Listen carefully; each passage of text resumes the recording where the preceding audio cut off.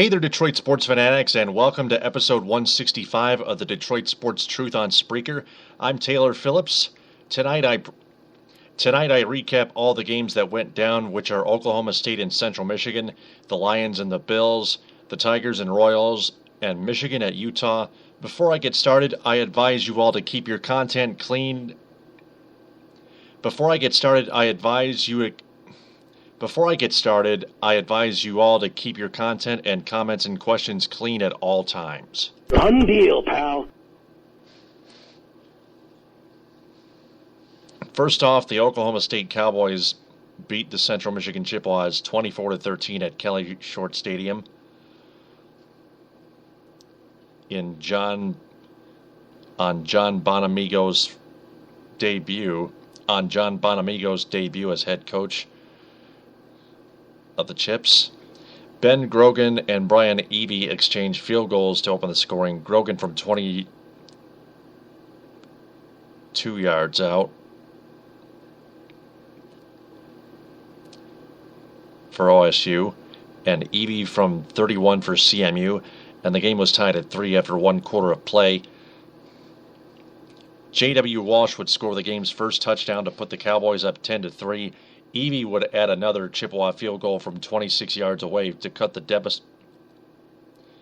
Eby would add another Chippewa field goal from 26 yards away to cut the deficit to 10-6 with 20 seconds until halftime. The Chippewas would take the lead 13-10 early in the third quarter on Cooper Rush's 16-yard touchdown quarterback keeper with 11:17 left, but the Cowboys would jump back out on top 17-13 with a quarterback keeper touchdown run by Mason Rudolph from 21 yards out with 9:38 left in that quarter. They would add a little icing on the cake in the fourth quarter with Rudolph's 18-yard touchdown pass to Marcel Aitman with 9:20 left, and Oklahoma State won 24-13. Rudolph finished 22 of 32 for 266 yards for OSU, and Cooper Rush wound up 28 of 41 for 225 yards and one interception. He also ran 8 rushes for 51 yards. Martez Walker got himself 12 rushes for just 25 yards. Mark Chapman led the receivers 32 yards, and Kavon Frazier collected 11 tackles defensively for the Chips. I think both their running and passing games really need to improve. They made John Bonamigo unhappy in his debut as CMU football head coach. CMU hosts Monmouth next week Saturday at 3.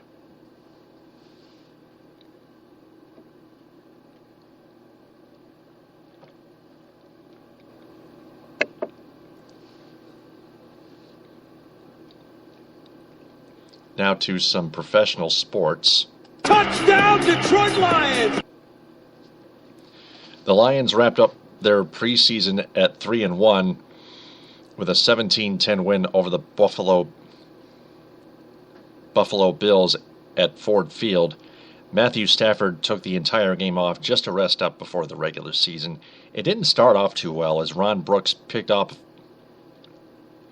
It didn't start off too well as Ron Brooks picked off a pass from Dan Orlovsky and took it 81 yards to the house, and the Bills scored first, leading 7-0 with 2:16 left in the first quarter.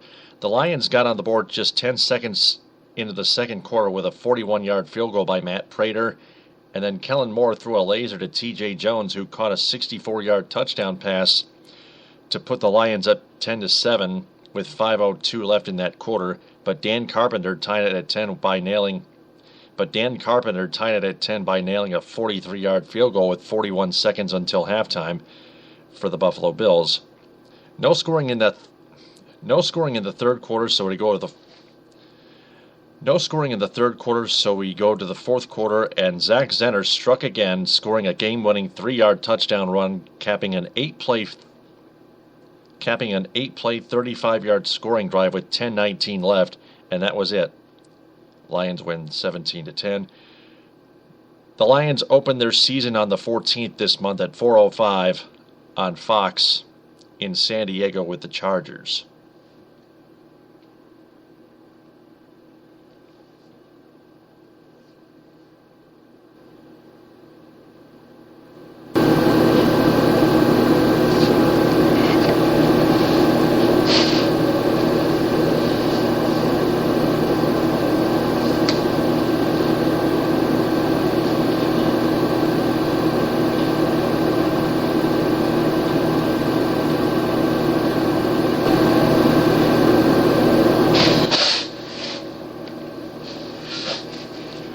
Lions open their season on the 13th this month at 4:05 in San Diego with the Chargers. Tonight I thought T.J. Jones was flashing his carries. He shined for some portions of the game and should earn a roster spot already for the Lions. I think he'll be one of the players helping the Lions to victory. So what do you guys think? Call me at 231-429-3668.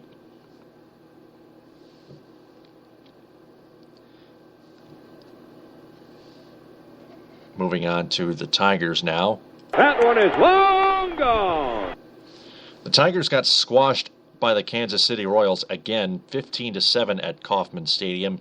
The Tigers scored 3 runs in the first inning and gave up 6 runs in the first 2 innings, including 4 in the second inning, highlighted by a 3-run home run by Lorenzo Cain to left field. They would rally back to tie it at 6 with 3 more runs in the third inning. That tie wouldn't last too long as the Royals jumped back out in front, 8-6 in the fourth, with a sac fly by Alex Gordon and an RBI single by Salvador Perez, the catcher. KC would add another in the fifth with an RBI double off the bat of newcomer Johnny Gomes.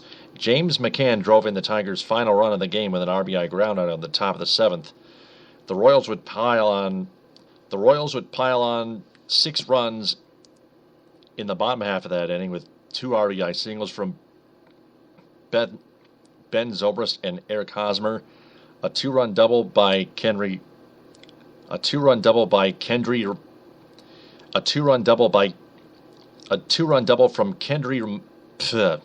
Morales, a 2-run double from Kendry Morales, and a 2-run jack slam by Paulo Orlando off of Tom Gorzolani, who should have been unconditionally released earlier this season. And that concluded the scoring summary in that one. Tigers shortstop Jose Iglesias left the game with a right middle finger contusion. X-rays were negative, but he'll be reevaluated Friday. The Tigers recalled infielder Dixon Machado and right-handed pitcher Jeff Farrell from the AAA Toledo Mudhens and set down right-handed pitcher Guido Knudsen. They play the Cleveland Indians Friday and Saturday at 7:08 and Sunday at 1:08 at Comerica Park. Now, about this Manny Acta stuff, and yes, he should be the manager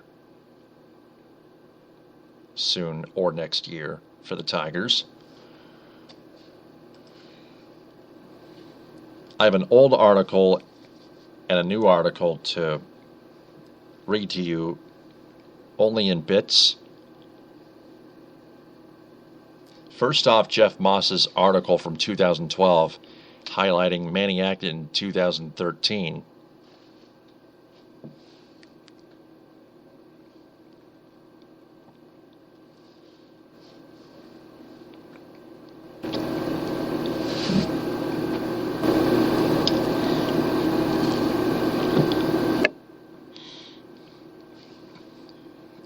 It reads somewhere in the middle of this article that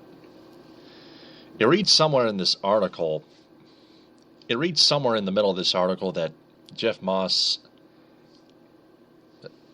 the main reason Jeff Moss is an Acta guy is because Acta is pretty much everything that Jim Leyland is not. Manny Acta is a devout believer in sabermetrics. Manny Acta has an analytical mind and believes in science and math.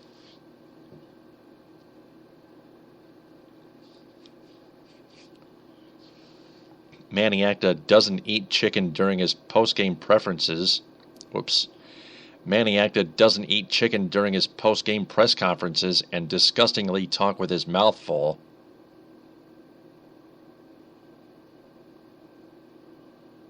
Which is kind of unlike Jim Price having a peppermint in his mouth while talking color commentary on the radio during Tigers games on 97.1 The Ticket. in Southfield, the flagship radio station for the Tigers.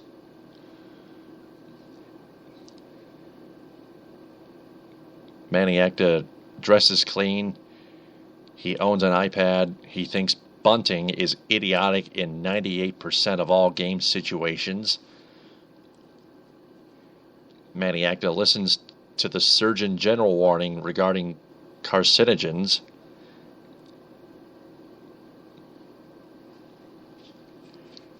Manny Acta doesn't believe a sample size of 6 is credible information to make a decision.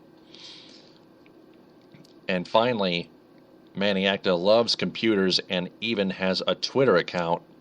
You can follow Manny Acta on Twitter at MannyActa14. It's my lucky number, by the way.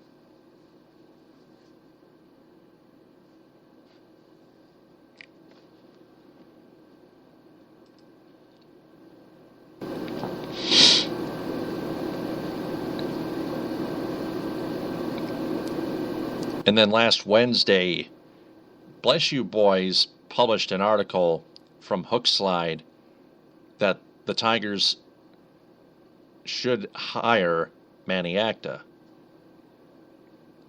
The Tigers should hire Manny Acta. Now, somewhere in the middle of that article, the paragraph begins, "What's all that supposed to mean?" From there, it reads that Manny Acta likes to put high on-base percentage guys in his first 2 spots, puts his best hitters in the 3 and 4 spots, and then works his way down the line until his worst hitter is batting 9th. And he has a pretty solid reason for this strategy, as he told Fangraphs in that same interview, quote unquote, I've never been a big believer in the idea of having a second leadoff hitter. I don't like putting a guy in the 9 hole who should be hitting in the 7 or 8 hole. To me, you have to maximize at bats. Your better hitters should have a shot at getting that extra at bat. And then the next paragraph, a reminder, reads us that Jose Iglesias ended the first half of 2015 with a .314 batting average and a .364 on-base percentage, yet was only given 12 plate appearances in 3 games in the number 2 spot, while he spent 70 games and 265 plate appearances in the 8th or 9th spot.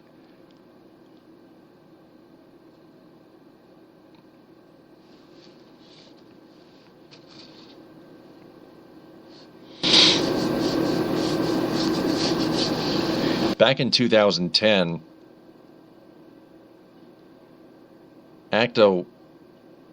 when Acta managed the Cleveland Indians, speaking of the Cleveland Indians, Acta was not shy about moving his bullpen pieces around based on performance. And he's still not shy about it.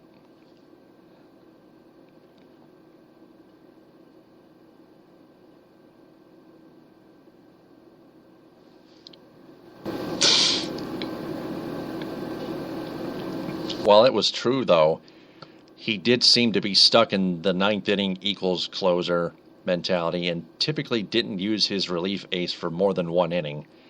His usage and then non-usage of Chris Perez back in that day as the closer is somewhat telling. Chris Perez was used regularly in save situations through the middle of May in 2010 until he blew his 3rd save of the season. After that, Perez mostly pitched in a setup role in the 8th inning, while Kerry Wood was given the ball in the 9th inning of winning games for the next month and a half. Kerry Wood pitched just shy of 16 innings in that period, but blew 3 saves of his own, and after the All-Star break, Perez was reinstated as the closer and posted a sparkling 0.63 ERA in the second half, holding opposing hitters to a slash line of 158, 245, and 200, which is quite a different approach in this paragraph than what Tigers fans have become used to seeing. Even Jim Leyland continued to robotically push the Jose Valverde button in the ninth during the 2013 season, just as Brad Ausmus pushed the Joe Nathan button in the ninth during the 2014 season, despite what the numbers suggested. Leyland quit using Valverde only after Papa Grande was designated for assignment, and Ausmus quit using Joe Nathan only after Nathan suffered a season-ending injury. In Detroit, it seems the rule is to use the anointed closer in the ninth no matter what. It would be refreshing to see a manager like Manny Acta, who isn't afraid to jettison the labels and use a more Earl Weaver-style approach to the bullpen, i.e. whoever is pitching the best gets the job. And I think I agree with that. Wouldn't you guys? Call me at 231-429-3668, live on episode 165 on the Detroit Sports Truth. On Spreaker and on iHeartRadio, download the Spreaker app, go to Spreaker.com, look up the Detroit Sports Truth.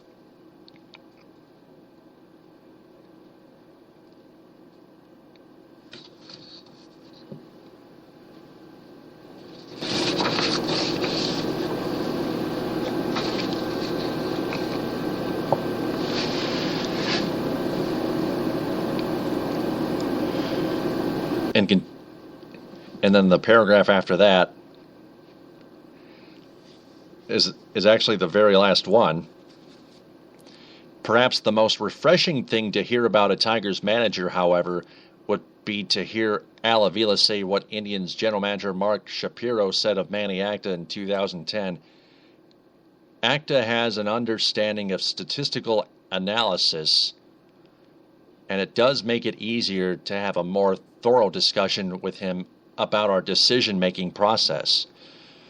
I think that the first time it struck us was when we were talking about one of our relievers and Manny said, quote, Did you see his batting average on balls in play? Did you see his batting average on balls in play last year? He not only, quote, unquote, he not only said that, he used the acronym, and we're not used to hearing that come from someone in a uniform, quote unquote.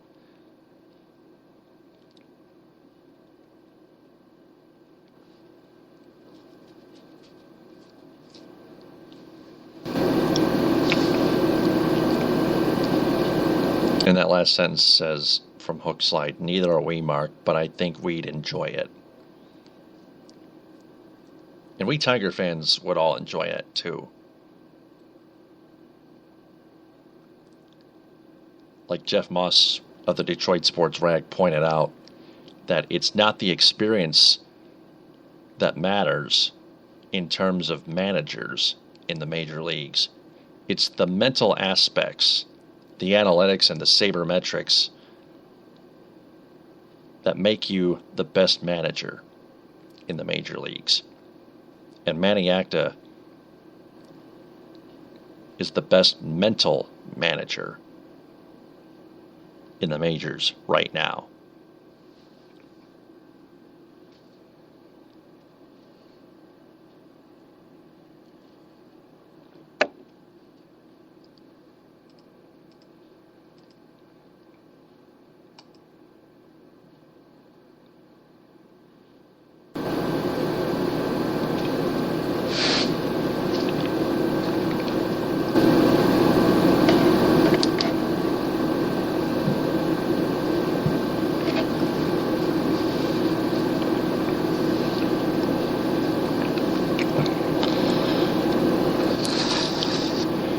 Now to the final game of the Michigan sports schedule, the Michigan Wolverines football team. Touchdown, Michigan! Finally, the Michigan Wolverines made a lot of mistakes offensively and came up short 24-17 to the Utah Utes. Andy Phillips opened the scoring with a 30-yard field goal for Andy Phillips opened the scoring with a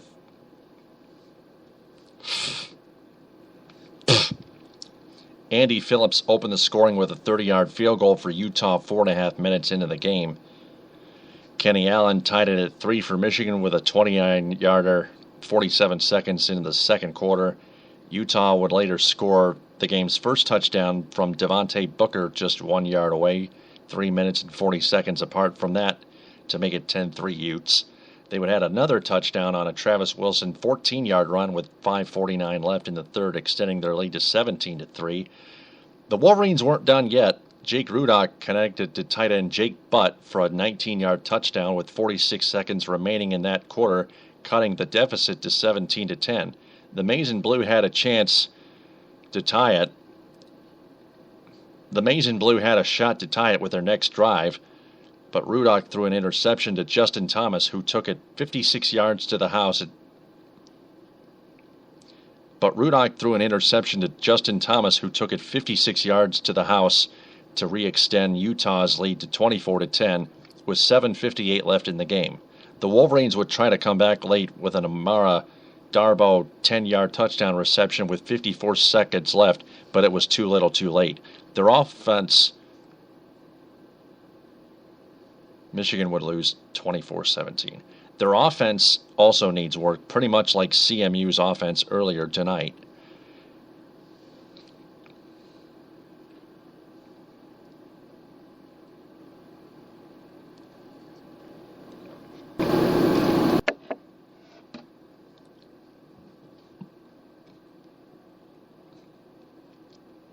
Now to preview the Michigan State season opener.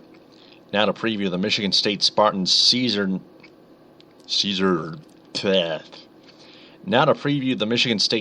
season opener at the Western Michigan Broncos. Friday at 7 on ESPNU at Waldo Stadium.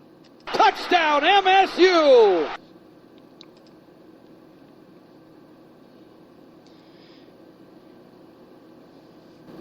.7:02 kickoff approximate time. Capacity is 30,200. It's a field turf.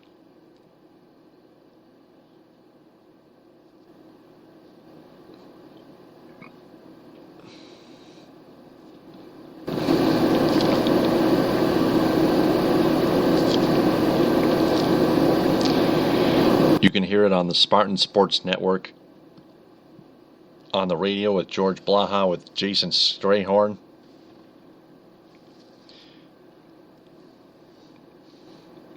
Also available on the Watch ESPN app.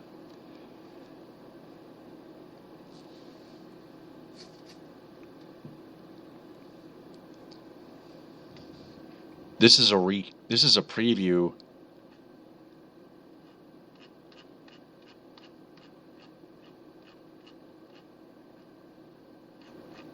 from MSU Spartans, from MSUSpartans.com.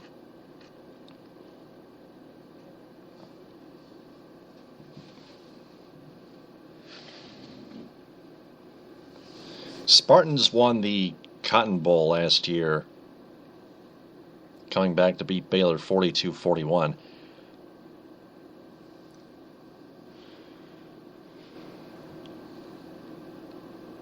In the final seconds, Keith Mumphrey with that game-winning touchdown with 17 seconds left.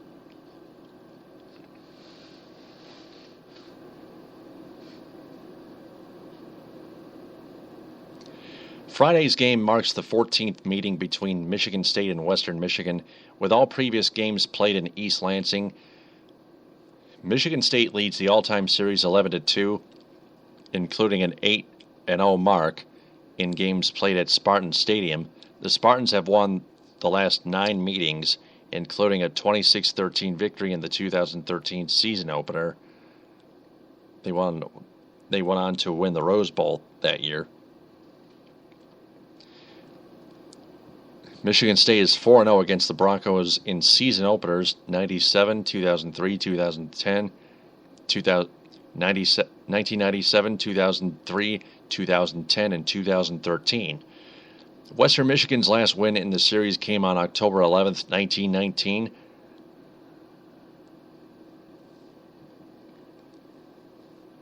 96 years ago. 21-18 was that final score. Mark D'Antonio's 3-0 in his MSU career against WMU,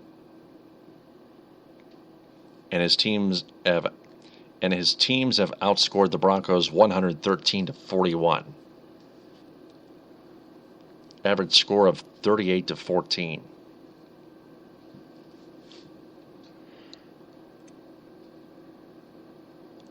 For the first time since a 38-31 loss at California in 2008 against the Bears, Michigan State will play its season opener on the road. The Spartans have opened up a season on the road just 6 times, 1-4-1 record since 1984. In its 118-year football history, Michigan State has compiled a 9-23-3 record, 300 average, 300 winning percentage in 35 season openers played on the road. Ouch. Although MSU has never played at Western Michigan, the Spartans have played it. Although MSU has never played at Western Michigan, the Spartans have played 4 games in its history in the city of Kalamazoo against Kalamazoo College. Michigan State played at Kalamazoo College in its inaugural season in 1896 and also in 1898, 1901, and 1905. Friday's game marks the second time Michigan State will play a game at Friday's game marks just the second time Michigan State will play a game at a Mid-American Conference school with the team as a conference member. Michigan State's first trip to a MAC school came on September 8, 2012, as the Spartans defeated Central Michigan in Mount Pleasant 42-7. Michigan State is ranked number 5 in the preseason Associated Press poll. The Spartans, number 8 in 2014, appear in the preseason AP Top 10 for the second straight year for the first time since 1966 to 1967. And it marks MSU's highest preseason ranking in the AP poll since 1967 at number 3. It also marks the Spartans' 15th appearance in the preseason AP Top 10. Number 8 in 2014, number 10 in 1979, number 3 in 1967, number 2 in 1966, number 4 in 1962, number 6 in 1961, number 8 in 1960, number 4 in 1958, number 3 in 1957, number 2 in 1956, number 4 in 1954, number 2 in 1953, number 1 in 1952, and number 2 in 1951. Since 1950, Michigan State has appeared in the preseason AP poll 29 times. Wowzers. The Spartans have been ranked in the AP poll for 26 consecutive weeks, including 18 weeks in the top 10.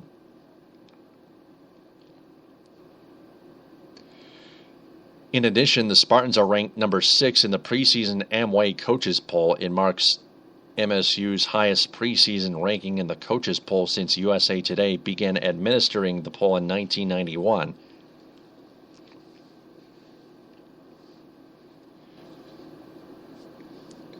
Michigan State has compiled a 52-19 record, a 732 winning percentage, in games played against non-conference opponents since 1999. D'Antonio's 29-11, 725 winning percentage against non-conference opponents, including a 22-2 record, 917 winning percentage at Spartan Stadium.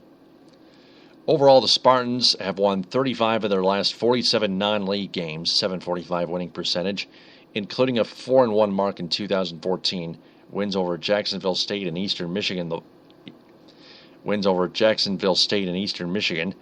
Wyoming, and Baylor, a loss to Oregon last year. D'Antonio was 21-1 in games against teams outside of the Power 5 conferences. Michigan State returns a total of 50 letter winners and 17 stars in 2013. Their top returnees from 2014: running back Delton Williams, quarterback Connor Cook, wide receiver McGarrett Kings Jr., and tackle R.J. Williamson. For Western Michigan, Jarvion Franklin, Zach Terrell, Daniel Braverman, and Grant DePalma.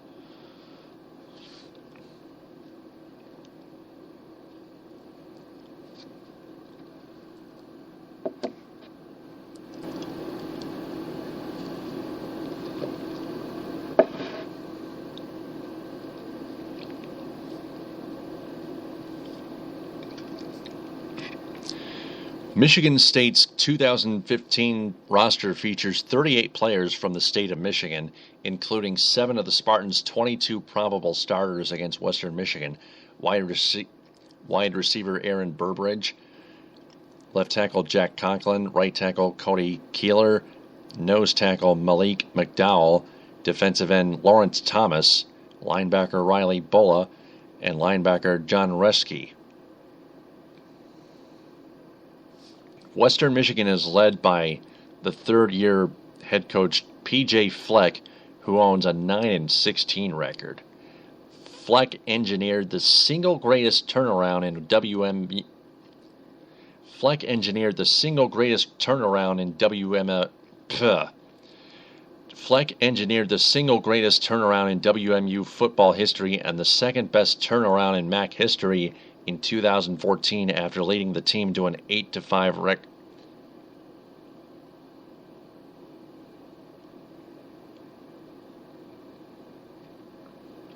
Fleck engineered the single greatest turnaround in WMU football history and the second best turnaround in MAC history in 2014 after leading the team to an 8-5 record overall, a 6-2 record in the MAC, and a berth in the famous Idaho Potato Bowl, following a 1-11 debut season in 2013. Fleck was named Mid-American Conference Coach of the Year and was also a semifinalist for the Maxwell National Coach of the Year Award. His first game as a head coach was against Michigan State on August 30th, 2013.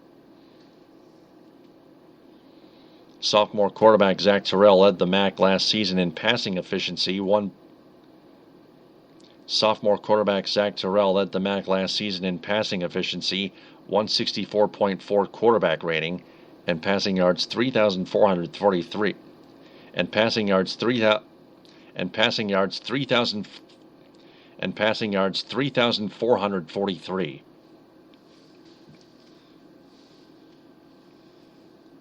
Figures which also ranked number 6 and number 19 in the NCAA football series, respectively. Terrell, a second-team All-MAC pick, also ranked among the MAC leaders in passing touchdowns, third with 26. Sophomore running back Jarvion Franklin paces the ground game after rushing for 1,551 yards as a true freshman in 2014. Third most in WMU single season history. He led the MAC and ranked fourth in the NCAA FBS with 24 rushing touchdowns, and his 119.3 yards per game average was the third best in the MAC and number 17 in the FBS. He became the first player in conference history to win both the MAC Offensive Player of the Year and Rookie of the Year honors in the same season. Junior Daniel Braverman, a third-team All-MAC selection, led the Broncos with 86 receptions for 997 receiving yards last season. His 86 receptions were sixth most in a WMU single season. Junior Corey Davis was named first-team All-MAC in 2014 after collecting 1,408 yards receiving, which ranked number 1 in the MAC and number 7 in the FBS. It also ranks second most by a Bronco in a single season. His 2,349 career receiving yards through 2 seasons already ranks 6th most in WMU history.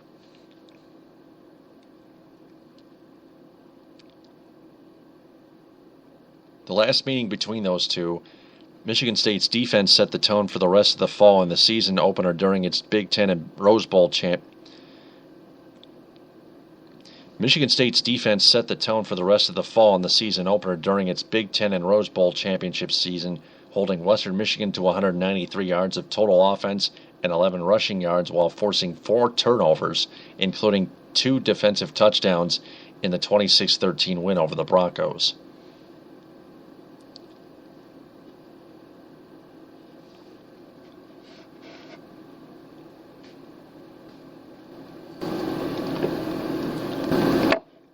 Senior linebacker Jarius Jones recorded the first 2 interceptions of his career, and on the first one, he lateraled the ball to Curtis Drummond, who ran it in 21 yards for Michigan State's first touchdown of the season in the first quarter. Drummond also had an interception in the game as he made a leaping one-handed catch later in the first quarter.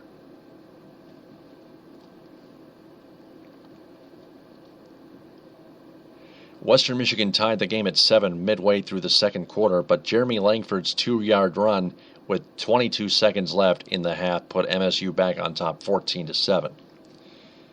The Spartans added to their lead with a pair of Kevin Muma field goals in the third quarter to go up 19-7.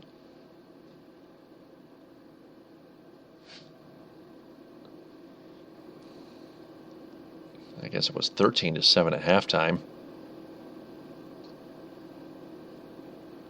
Crossed my mind there. The Spartans scored their second defensive touchdown of the game at the 9:02 mark. At the 9:02 mark in the fourth, as Shalik Calhoun scooped up a fumble and ran it 16 yards for a touchdown. WMU scored a late touchdown with 1:51 left to make the final 26-13. Senior Andrew Maxwell started at quarterback for the Spartans at split time with sophomore Connor Cook. Maxwell completed 11 of 21 passes for 74 yards, while Cook was 6 of 16 passing for 42 yards. Langford led MSU on the ground with 94 yards and 20 carries. Defensively, the Spartans recorded 3 interceptions.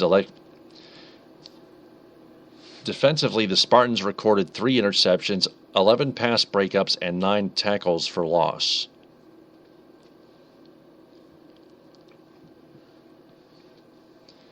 MSU is 38-6 against current members of the Mid-American Conference, including the 11-2 record against the Broncos. The Spartans have outscored their MAC opponents 392-132 under D'Antonio for an average score of 39-13.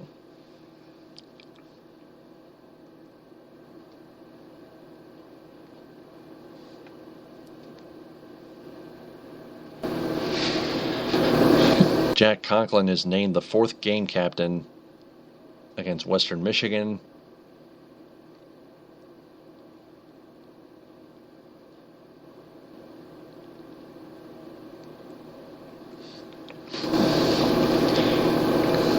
Mark D'Antonio, the head coach of Michigan State, owns a 75-31 record as head coach of the Spartans. He ranks 2nd in wins at Michigan State.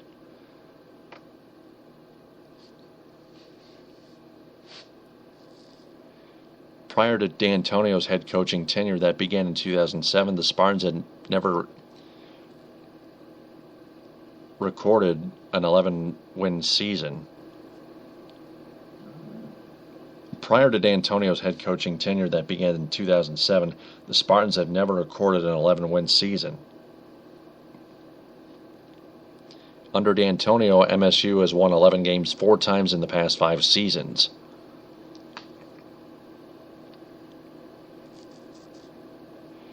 Michigan State will face 9 teams on its 2015 schedule that appeared in postseason bowl games last season, including all four of its non-conference games.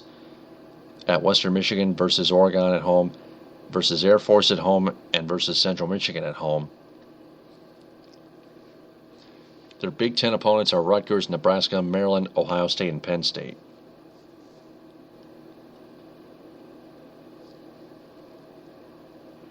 Also played in bowl games last season.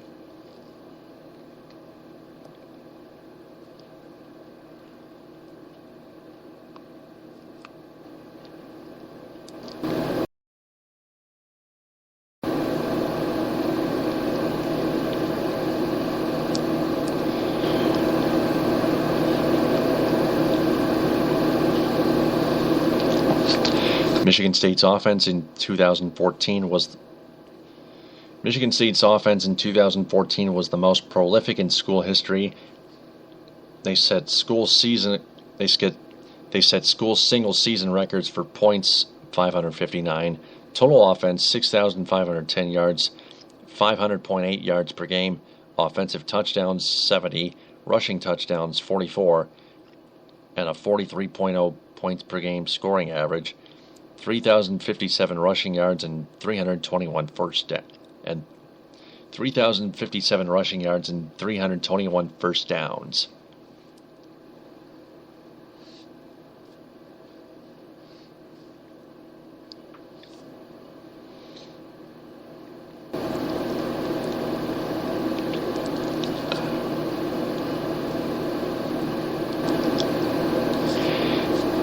Also, linebacker Ed Davis suffered a season-ending knee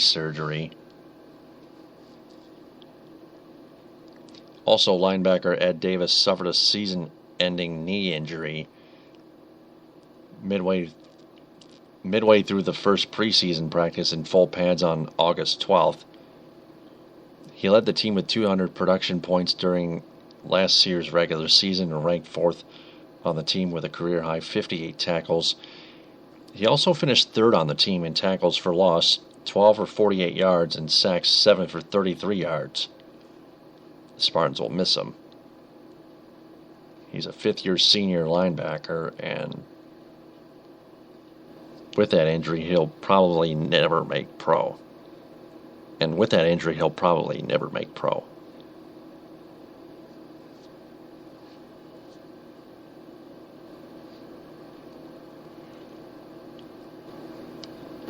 Spartans led the Big Ten and were ranked number 2 in the FBS in the turnover margin last year, plus 1.46 per game,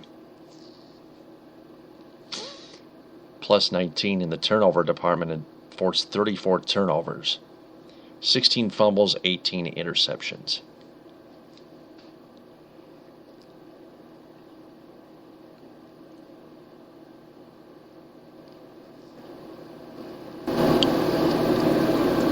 Yeah, that is it.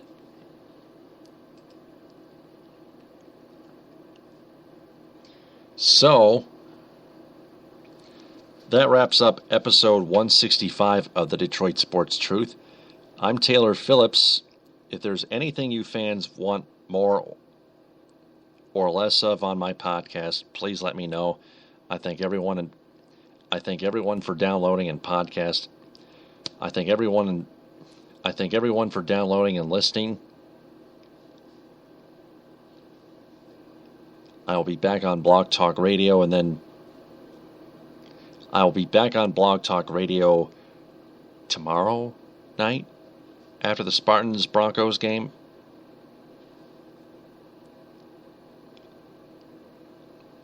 I'll recap that game and also the Tigers-Indians game at Comerica Park.